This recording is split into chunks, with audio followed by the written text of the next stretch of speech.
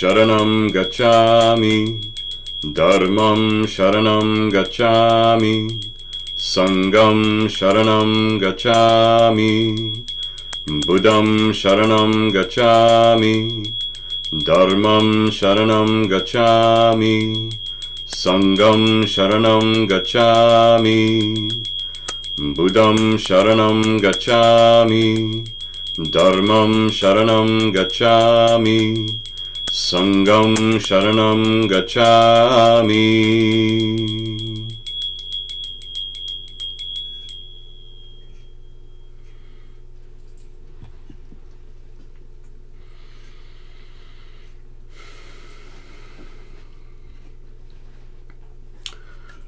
Namaste and welcome to Wednesday Night Mantras. So we are on session 2 of our practice, which I'm calling the Bodhisattva Path, in which we are connecting with 3 of these beings, which in the Buddhist tradition are called Bodhisattvas. Just a brief reminder, the Bodhisattva is a type of sentient being who has taken a vow to forego liberation or nirvana themselves until they have helped all other sentient beings to achieve that before them. And in the process of doing so, some of these bodhisattvas who have been around perhaps for millions of years working on this project have become quite expanded in their consciousness and are capable of helping us in very significant ways. So last week we talked about compassion and the Bodhisattva Avalokiteśvara and his mantra, Om maṇipadme hum. Each of the 3 bodhisattvas that we work with provides us with a conduit of energy that brings into us or projects into us the 3 qualities that we need the most in our spiritual journey: compassion, wisdom, and willpower. So we talked about compassion last week. This week we'll talk about wisdom and the Bodhisattva Mañjuśrī, who embodies this idea or this concept of prajna, which is the Sanskrit word for wisdom, very important word in Buddhist practice, prajna. I know it looks like prajna when you see it, but it's actually pronounced prajna, prajna. So, what is this idea of wisdom? So first of all, Mañjuśrī, the Bodhisattva of wisdom, is really thought to be sort of, as far as, we talked about how Avalokiteśvara was the original Bodhisattva, the first sentient being ever to take the greater Bodhisattva vow. Mañjuśrī, also very ancient, but particularly as the first Bodhisattva that we see actually appearing in the written record of Buddhism. So it may be that Mañjuśrī has been around helping folks on the earth in particular for longer than anyone else. And he does seem to have a very specific kind of interest in what's going on here. So when we talk about this idea of wisdom, prajna, what are we talking about? What does it mean to be wise in the context of a Buddhist practice? Wisdom, again, in Buddhist practice, especially these 2, compassion and wisdom, are thought to be the 2 most important of all qualities that humans can possess. Willpower then is the thing that kind of strengthens or empowers those 2 qualities in us. So it's very important as well, but we focus on compassion and wisdom as the qualities that can really take us beyond ourselves and bring us to a place to where, some sort of expansion into unity consciousness is possible. So in this case, wisdom, we're not talking about, actually we're talking about wisdom on all possible levels, really. So there is a knowledge aspect to it, and there is an intellectual aspect to it. Oftentimes the intellect, when you think about when we put the intellect into the context of spiritual practice, it can be an aspect of ourselves that gets in the way a lot of the time. You spend too much time in your head and thinking about this and thinking about that and trying to understand it and make it logical, understand it from a logical point of view that makes sense to your intellect, this is something that often kind of holds you back from really entering deeply into the experience. But that is, the intellect is a part of it, and we don't want to forget about it. That's also a trap. You don't want to say, the mind is bad and we need to shut it off, right? Your mind is extremely important. Your ability to think is extremely important in your spiritual path, as in everything else. What we need to do is understand how the mind and your thoughts are part of a continuum of your being, and only part of it, and perhaps not even the most important part, but still a vital part to your functioning. So there is wisdom in the conventional sense of sort of knowledge and experience, knowledge that's gained through experience in particular. I don't know if really just sort of straight up book learning is necessarily considered to be wisdom in our culture. I would say wisdom more is the knowledge that you build up through actually having experiences and doing stuff, and then learning about it that way, and then you're able to impart that wisdom. It's why we tend to think of our elders in our society as being wise, right? Because they've accumulated a lot of experiences and therefore have much to teach. However, this idea of wisdom extends beyond the intellect. There is also emotional wisdom, which is extremely important. Heart wisdom, we could think of it as being really being in touch with the emotional kind of level or strata of our reality, of the way that we perceive everything that's going on around us. This emotional wisdom is extremely important because it's all about connecting, right? And it's all about how open you are, really, to giving and receiving emotional connection. And so in that sense, the emotions are very much already projecting towards this idea of unity consciousness, because it's all about connecting with people, with other sentient beings, or with more than that, on an emotional level. That's maybe the doorway or the gateway to beginning to understand some of this idea of what it means to be in a unity consciousness.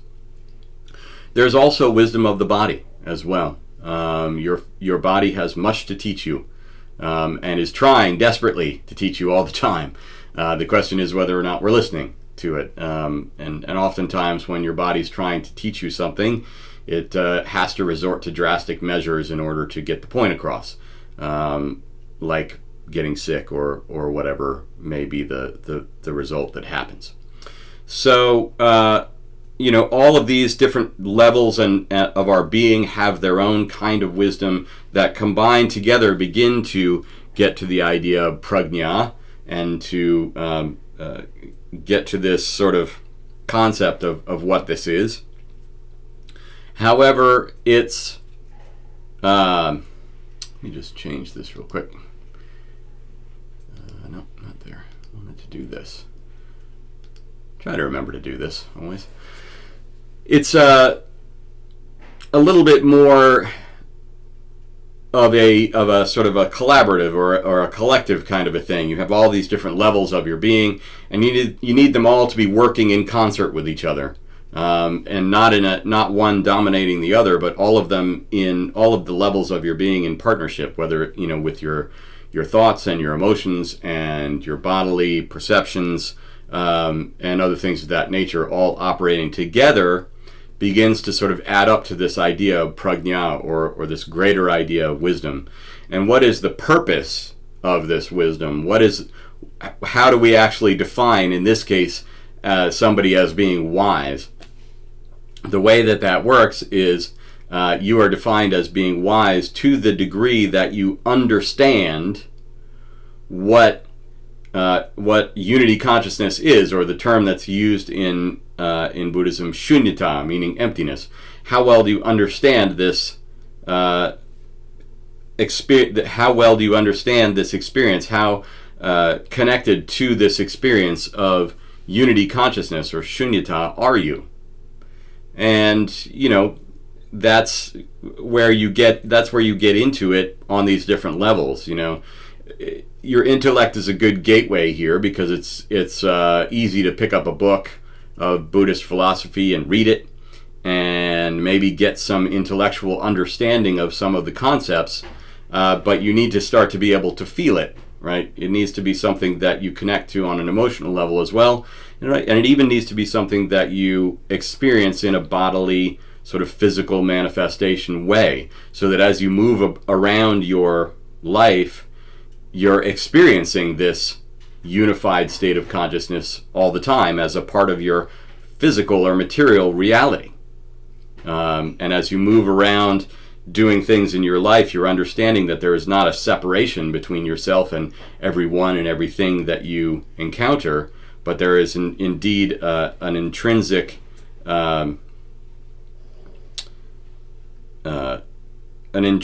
or sort of an integral connection or a kind of a group consciousness of which you are a part with all of these things. And that's what wisdom really is. The greatest wisdom that we achieve in this way is to develop our consciousness to the point where we begin to have an experience called samadhi.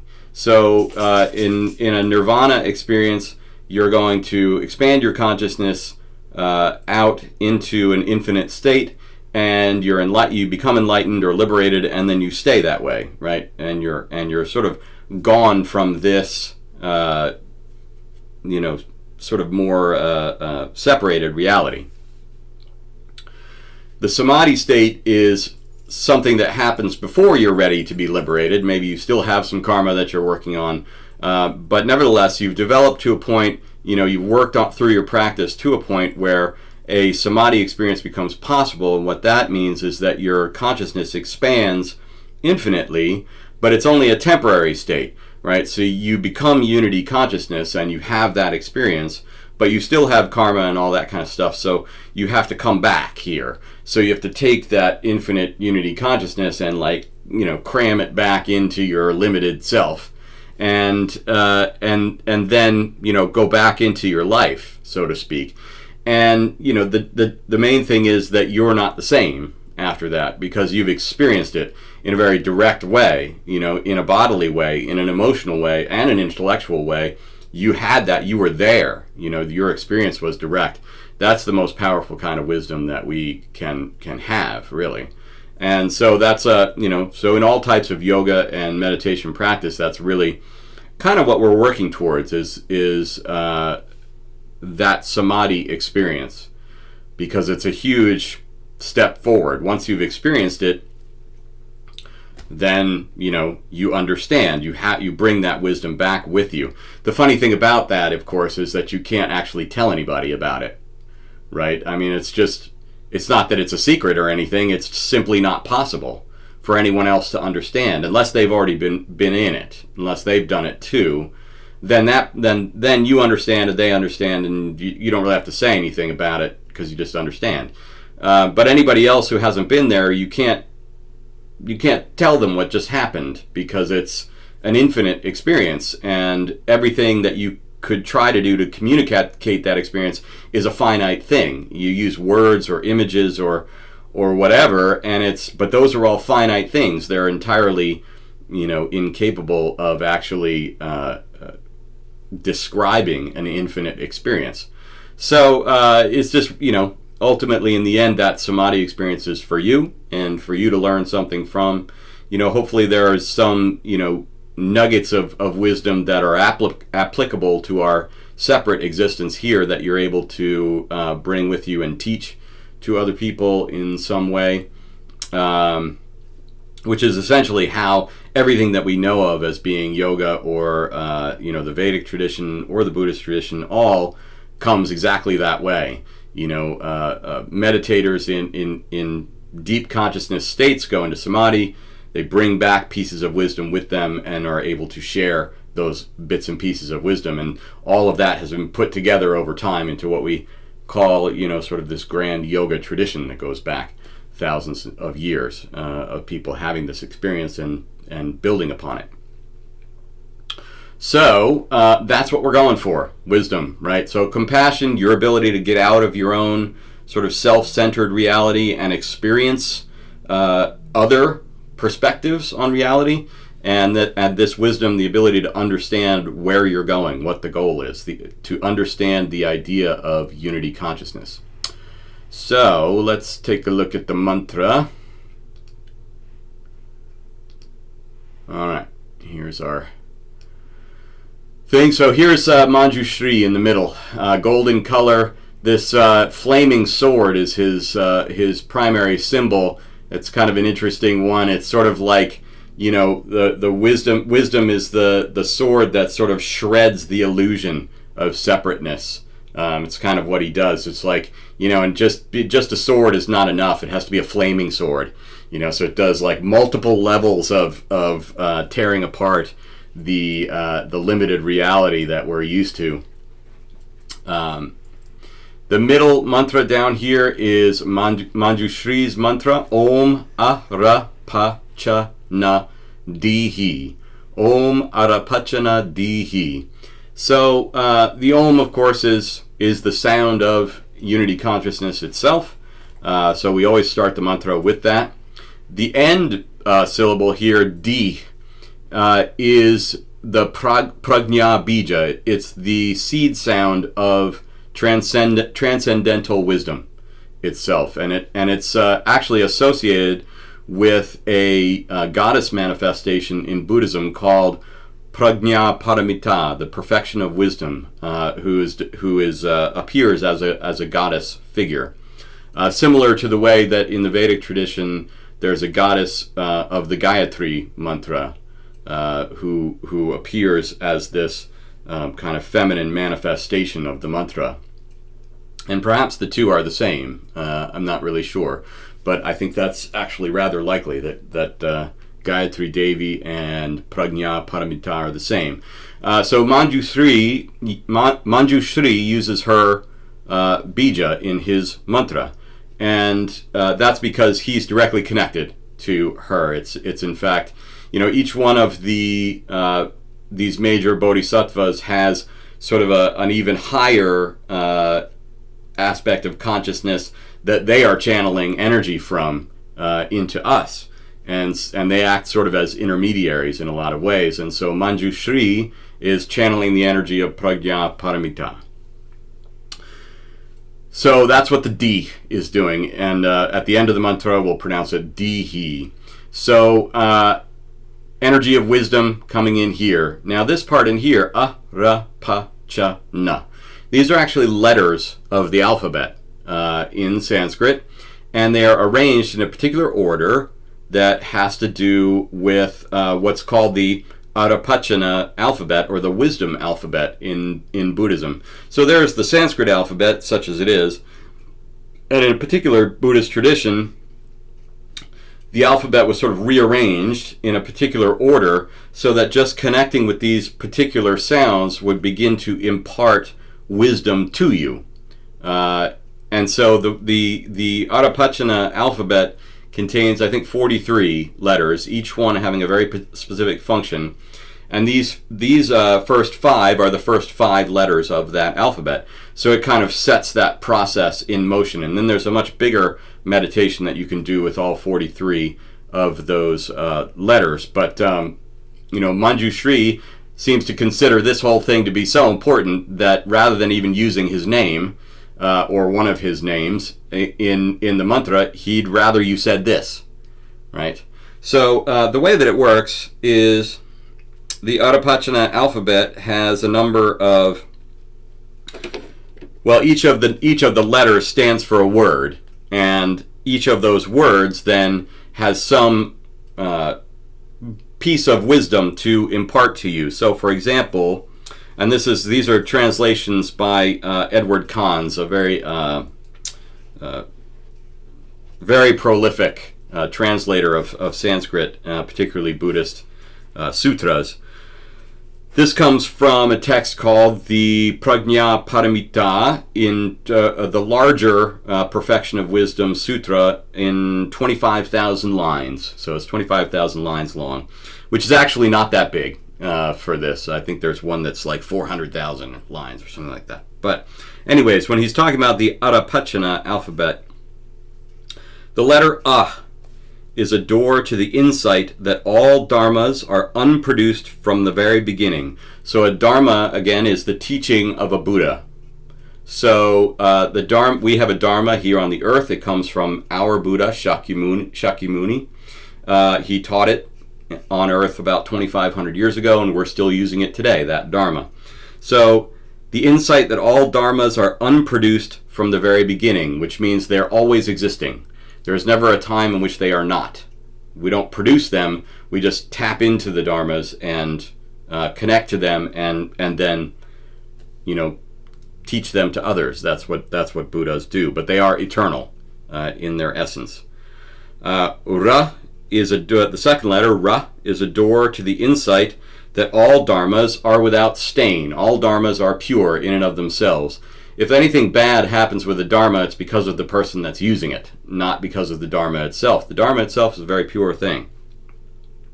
The third letter, Pa, is a door to the insight that all dharmas have been expounded in the ultimate sense, which means that a dharma is as deep as you can get, right? The teaching of a Buddha, it doesn't get any deeper than that. It's the ultimate understanding of reality.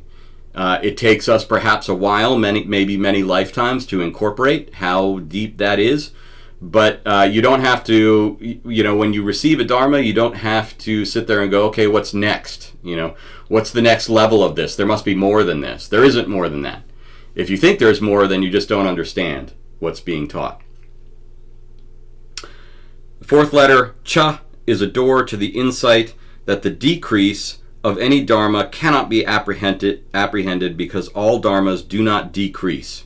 So the dharma never changes over time, right? The dharma is an eternal thing. It remains what it is, and it remains as it's taught. And so there's no need to look for anything else. It's all right there. And again, it's a lot of these first few letters of this alphabet are kind of trying to say, like, stop looking around and actually look at what's in front of you. It's all here already. And if you're looking for more than what's here, then you're missing the point, essentially.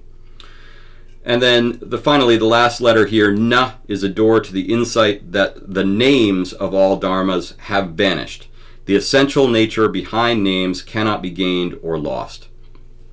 So the nature, so the names of all dharmas have vanished.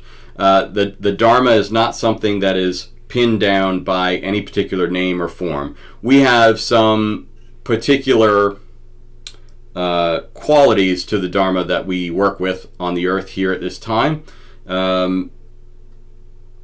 which is to say, the Buddha that we know was born in India. He was born at a particular period in time.